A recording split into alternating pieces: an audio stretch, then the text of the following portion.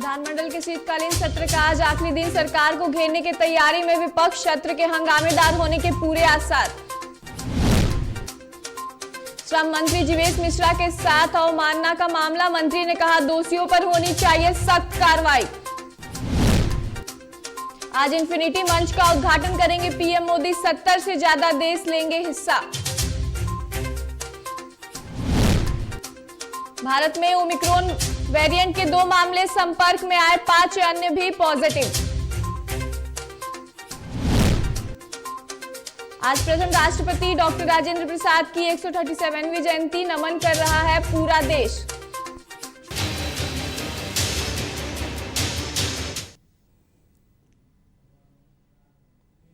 नमस्कार, आप देख रहे हैं डीटीवी भारत और मैं हूं आपके साथ एकता। चलिए अब रुक कर लेते हैं खबरों की ओर।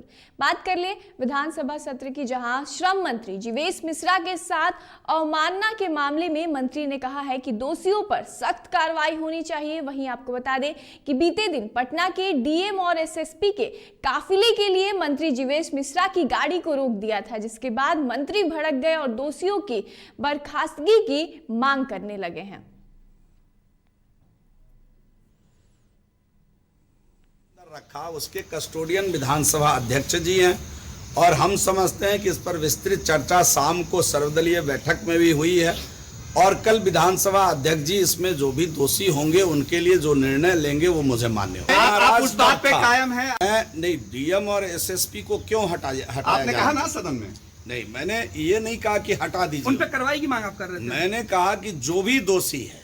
नहीं, आपने पटना और एसएसपी और डीएम के ऊपर डीएम तो उस कारकेड में मुझे बाद में पता चला कि थे भी नहीं, गाड़ी एसएसपी की थी उसमें। ये मान लिया जाए कि जीवेश मिश्रा जी के ऊपर दबाव है, मैनेज हो रहा है।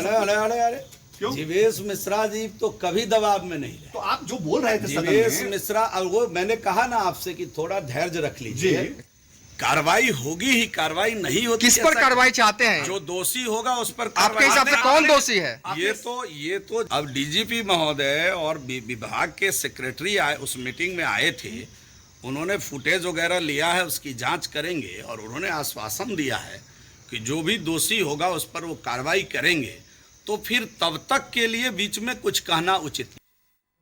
बिहार विधानमंडल के शीतकालीन सत्र का आज आखिरी दिन है और ऐसे में आज भी दोनों सदनों में गहमा गहमी दिखने की संभावना है। वहीं बिहार के विपक्षी पार्टियों ने विधानसभा और विधान परिषद में सरकार को घेरने के मूड में है।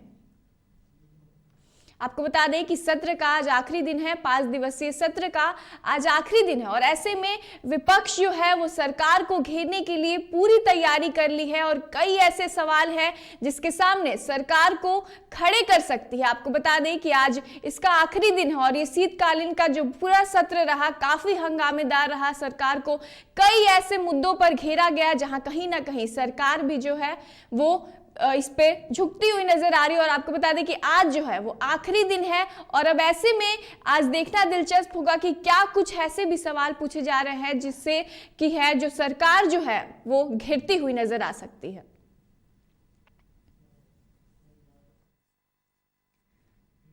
जातीय जनगणना कराए जाने की मांग को लेकर नेता प्रतिपक्ष तेजस्वी यादव ने सभी विपक्षी दल के नेताओं के साथ मुख्यमंत्री नीतीश कुमार से मुलाकात की है। ऐसे में नीतीश कुमार से लगभग आधे घंटे तक हुई बातचीत के बाद नेता प्रतिपक्ष ने इस बात की जानकारी दी है कि बिहार में राज्य सरकार अपने खर्च पर जातीय जनगणना कराएगी और तेजस्वी यादव ने कहा है कि विपक्षी दलों के नेताओं के साथ बातचीत में मुख्यमंत्री ने इस बात का भरोसा भी दिया है। वहीं तेजस्वी ने कहा है कि बिहार में इसके लिए जल्द ही सर्वदलीय बैठक भी बुलाई जाएगी। हम सभी लोग मुख्यमंत्री जी से अपनी बात को रखे हैं कि जातीय जनगणना जैसा हम लोगों से वादा किया गया था कि राज्य सरकार अगर भारत सरकार नहीं कराती तो राज्य सरकार अपने खर्चे पे कराएगी। हम लोगों ने सारे बातों का जिक्र मुख्यमंत्री जी के सामने किया। सभी साथियों ने ज्ञापन भी हम लोगों ने दिया, जिसको हम लोगों ने अभी आपको दिखाया, इसको सार्वजनिक भी हम लोग कर देंगे। इसमें मीटिंग के बाद फैसला ये निकल के आया कि जल्दी ही 2-4 दिनों के अंदर सर्वदलीय बैठक सभी पार्टी के जितने भी बिहार विधानसभा में पार्टियां हैं उन सब की बैठक को बुलाया जाए और हम लोगों का लगातार संघर्ष चलता रहा कि जाति जनगणना जो है होनी चाहिए। सड़क से लेकर सदन तक हम लोगों ने आवाज उठाने का काम किया और सर्वदलीय बैठक जब होगी तो इस पे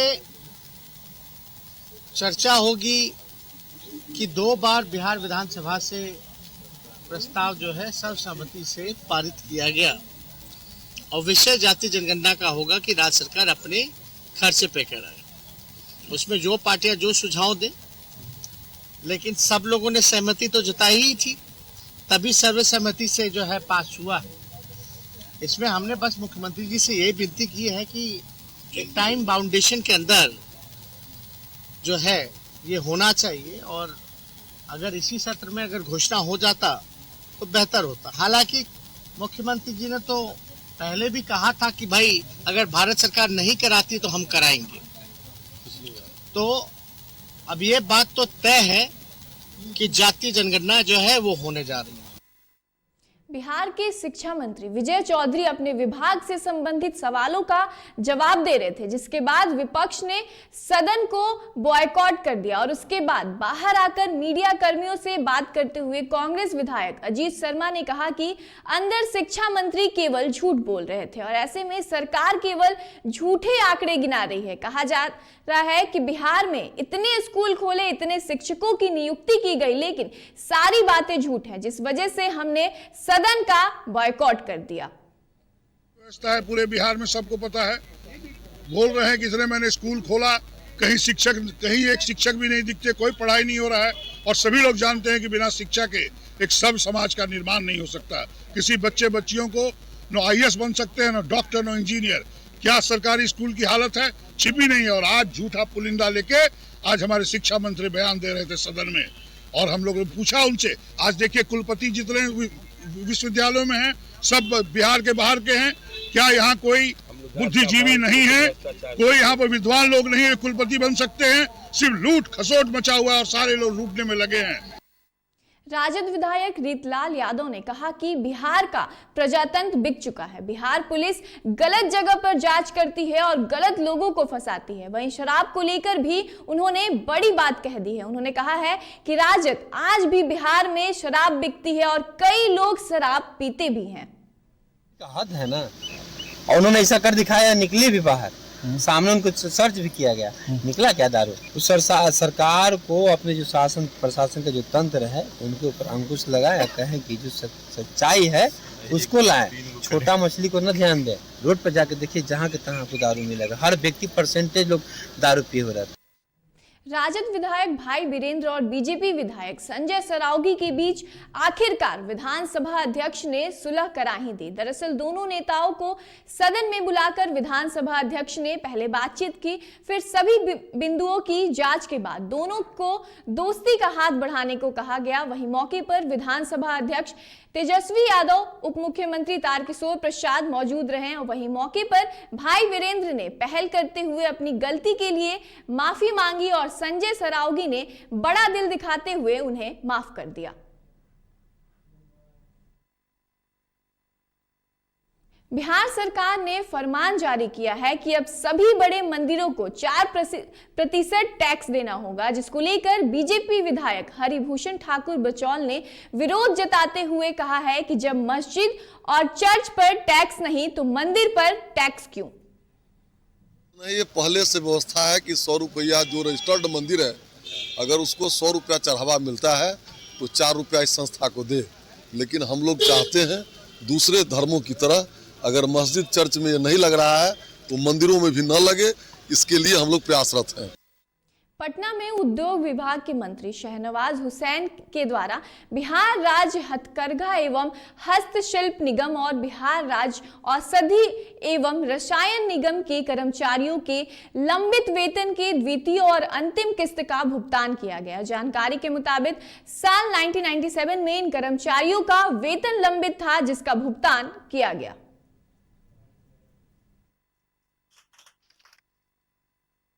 आप पत्रकार भाइयों ने अपनी आंखों से देखा कि जो बिहार सरकार के राज्य औषधि और रसायन विकास निगम के अंदर जो कर्मचारी हैं और बिहार राज्य हस्तकरघा एवं हस्तशिल्प निगम के कर्मचारी हैं, आज उनको हम लोगों ने करीब 80 करोड़ रुपए पहली और दूसरी किस्त मिलाकर हमने दिया है।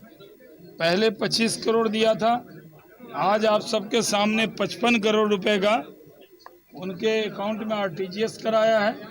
और किसी को 15 लाख 20 लाख 25 साल से नहीं मिला था।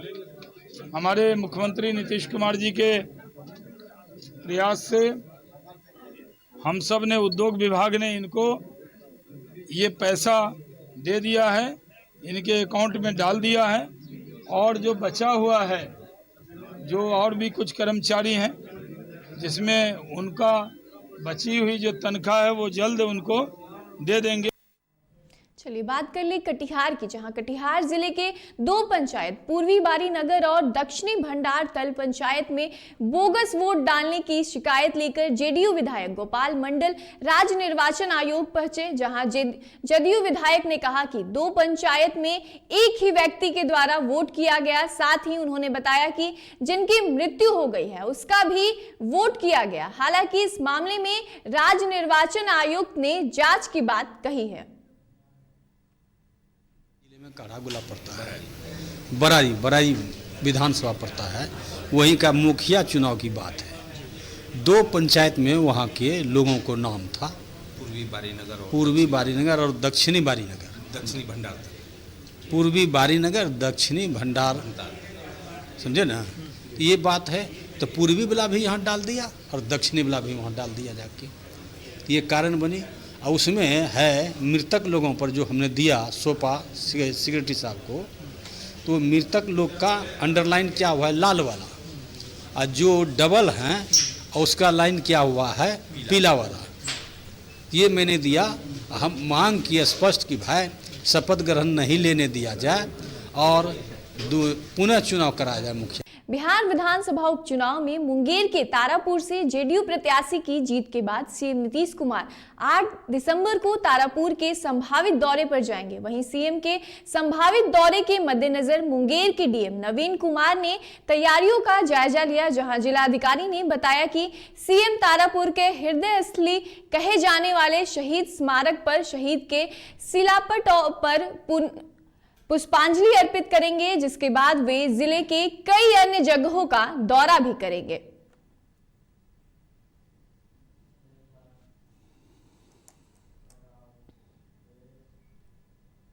बात कर ले बिहार पंचायत की, तो बिहार पंचायत चुनाव जैसे जैसे आगे बढ़ रहा है वैसे ही राज्य निर्वाचन आयोग भी हाईटेक हो रहा है। पहली बार बिहार में पंचायत चुनाव में ईवीएम से मतदान हुए। वहीं मतगणना में आयोग द्वारा OCR टेक्नोलॉजी का इस्तेमाल किया जा रहा है, जिससे मतगणना में होने वाली सभी शिकायत दूर हो रही है और लोगों की शंका भी दूर हो रही है। वहीं राज्य निर्वाचन आयोग के आयुक्त दीपक प्रसाद ने बताया कि इस टेक्नोलॉजी के इस्तेमाल से मतगणना डिजिटली हो रही है और हर एक बूथ की रिकॉर्डिंग भी हो रही है।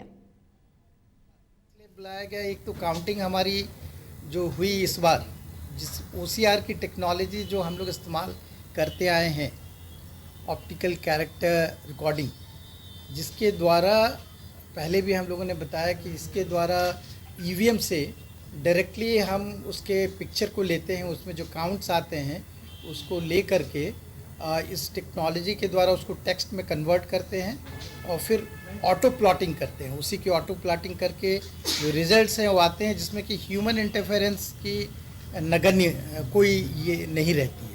उससे क्या होता है कि एक तो काफ़ी बार मानवीय भूल हो जाती है, जानबूझ करके भी होती है, कभी कभी अनजाने में भी हो जाती है, वो ख़त्म हो जाती है।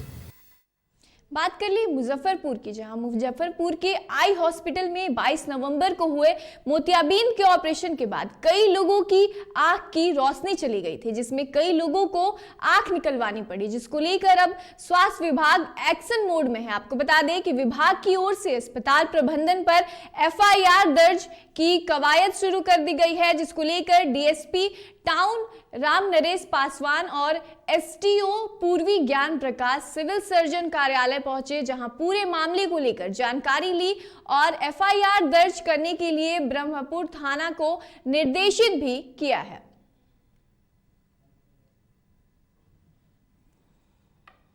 सदर अस्पताल में आए हम लोग, प्राथमिकी लिख करके दी जा रही है, प्राथमिकी की प्रक्रिया चल रही है। प्राथमिकी में जो भी अंतर्वस्तु आएंगे उसके हिसाब से हम लोग कानूनी कार्रवाई करेंगे। ये अभी प्राथमिकी दिया जा रहा है, प्राथमिकी मिल जाता है उसके बाद ही हम लोग बता पाएंगे।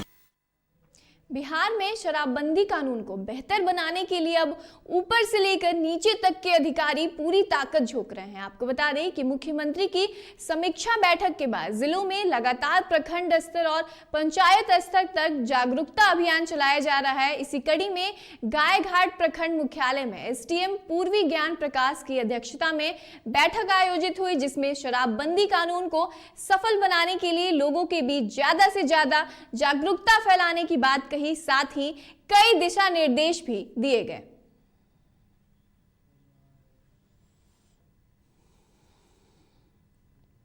मिटाना है, यह संकल्प लेना है।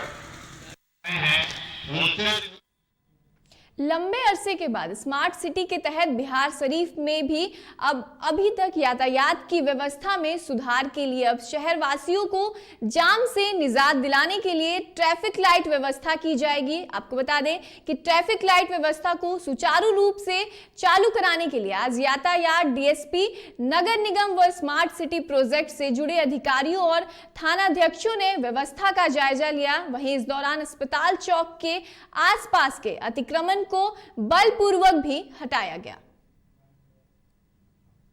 हम लोग प्रयास कर रहे हैं परसों शनिवार से हॉस्पिटल चौक पर ट्रैफिक लाइट चालू करने के लिए। यहाँ पर गाड़ियाँ ट्रैफिक लाइट के अनुसार चलेंगी, तो उसके लिए अभी हम लोग ये चारों तरफ का जो रोड है, जो अतिक्रमण है, उसको अतिक्रमण मुक्त करा रहे हैं। नगर निगम और स्मार्ट सिटी के भी पदाधिकारी लोग आए हैं। इनसे हम लोग अनुरोध कर रहे हैं कि ये जो चारों कोना है उनको थोड़ा सा चौड़ा कराएं, जो रोड पर और रोड के किनारे पोल वगैरह है उनको थोड़ा सा पीछे एडजस्ट करें, जिससे गाड़ियों का यातायात सुचारू रूप से हो सके। प्रधानमंत्री नरेंद्र मोदी आज वीडियो कॉन्फ्रेंसिंग के जरिए वित्तीय प्रौद्योगिकी पर थॉट लीडरशिप फॉर्म यानी कि इन्फिनिटी मंच का उद्घाटन करेंगे। वहीं प्रधानमंत्री कार्यालय PMO ने यह जानकारी देते हुए कहा था कि यह कार्यक्रम का आयोजन अंतर्राष्ट्रीय वित्तीय सेवा केंद्र प्राधिकरण यानी कि IFSCA द्वारा भारत सरकार के तत्वाधान में गिफ्ट सिटी और ब्लूमबर्ग के सहयोग से 3 और 4 दिसंबर को किया जा रहा है। वहीं मंच के पहले संस्करण में इंडोनेशिया, दक्षिण अफ्रीका और ब्रिटेन भागीदारी देश हैं।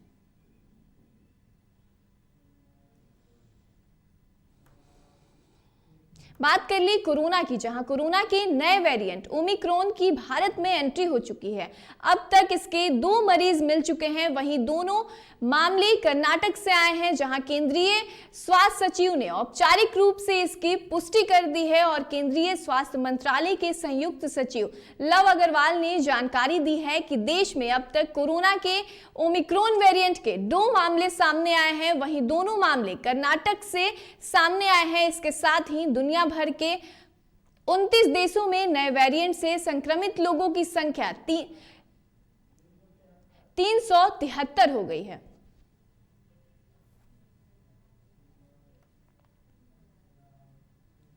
आज भारत के प्रथम राष्ट्रपति डॉक्टर राजेंद्र प्रसाद की 137वीं जयंती है। इस मौके पर देश उन्हें याद कर रहा है। वहीं राजेंद्र बाबू का जन्म 3 दिसंबर 1884 को बिहार के तत्कालीन सारण जिले, जो कि अब सिवान के जीरादोई नामक गांव में हुआ था। वहीं राष्ट्रपति के रूप में उनका कार्यकाल 26 जनवरी 1950 से 14 मई 1962 तक रहा था।